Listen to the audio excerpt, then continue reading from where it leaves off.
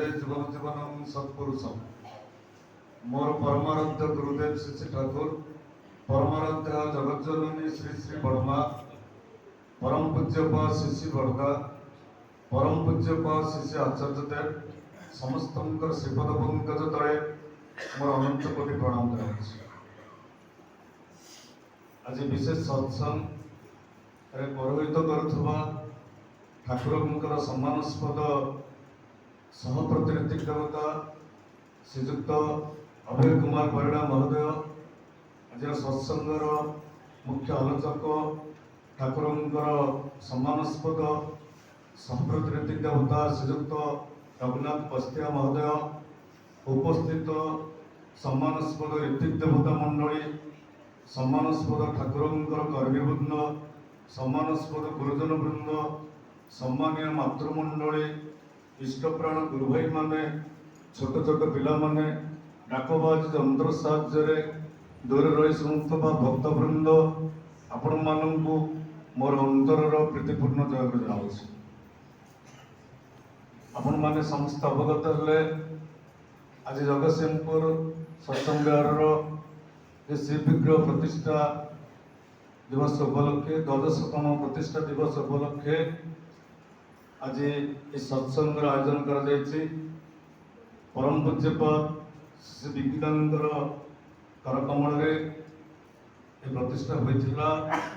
आज आम मानकर से सौभाग्य आज आम मैंने स्मृति उत्सव एठारे भाई माँ मैंने पालन करुचे।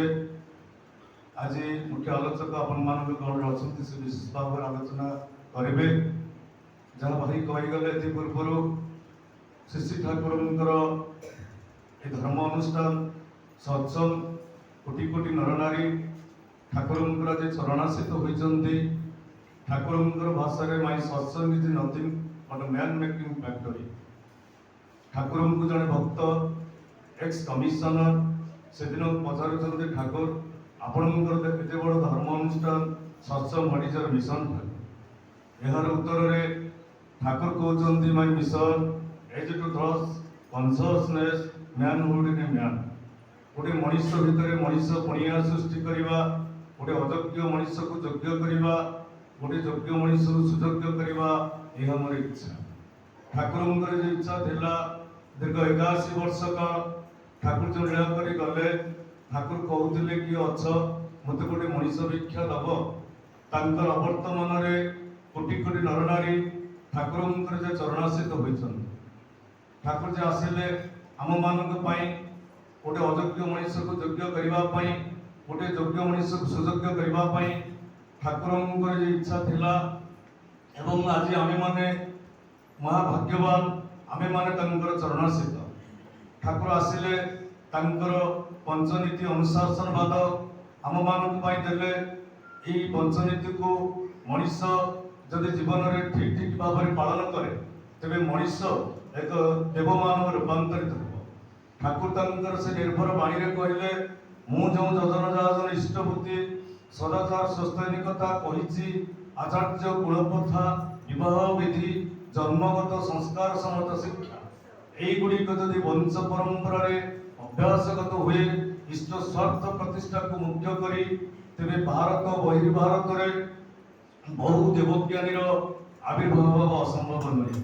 ठाकुर कहले मु जहाँ जहाँ गुड़िक दे जाइछि ताहा जदि निष्ठार सहित प्रत्येक परिवार में पालन करा तेबे मनीष देवमान रूपांतरित हो।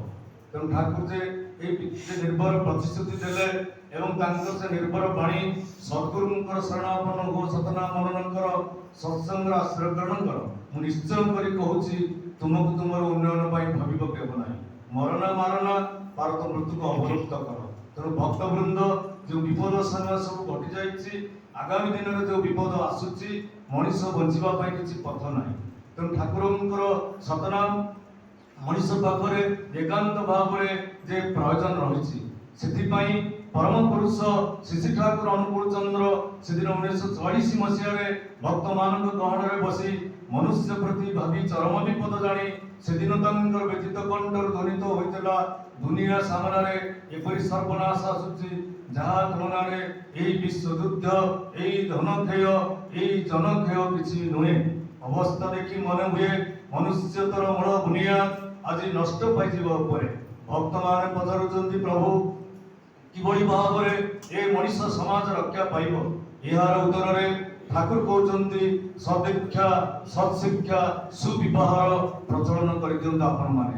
ଠାକୁର ଯେ ଗୁରୁ ଦାୟିତ୍ୱ ଆମ ମାନଙ୍କ ଉପରେ ଲଦି ଦେଇ ଗଲେ ଏବଂ ସର୍ବପ୍ରଥମ ଠାକୁର ଯେଉଁ ସଦୀକ୍ଷା ଉପରେ ଗୁରୁତ୍ୱ ଆରୋପ କଲେ, ଏହି ସଦୀକ୍ଷା ମାଧ୍ୟମରେ ସଦ୍ଗୁରୁଙ୍କୁ ଜୀବନରେ ଗ୍ରହଣ କରାଯାଏ। ସଦ୍ଗୁରୁଙ୍କ ଠାରୁ ପ୍ରାପ୍ତ ସଦୀକ୍ଷା ମଣିଷ ଅନ୍ତରରେ ମହାଶକ୍ତିର ଜାଗରଣ ଘଟାଇଥାଏ। ଠାକୁର କହିଲେ, ମୋର ବୋଲି ଯାହା ପାଇଛ ତାକୁ ଯେତେବେଳେ ଏକ ଶୁଭ ମୁହୂର୍ତ୍ତ ଦେଖି ତୁମେ ଅନ୍ୟ ହାତକୁ ଟେକିଦେବ, ସେତେବେଳେ ତାହା ପ୍ରକୃତରେ ତୁମର ହୋଇ ଉଠିବ।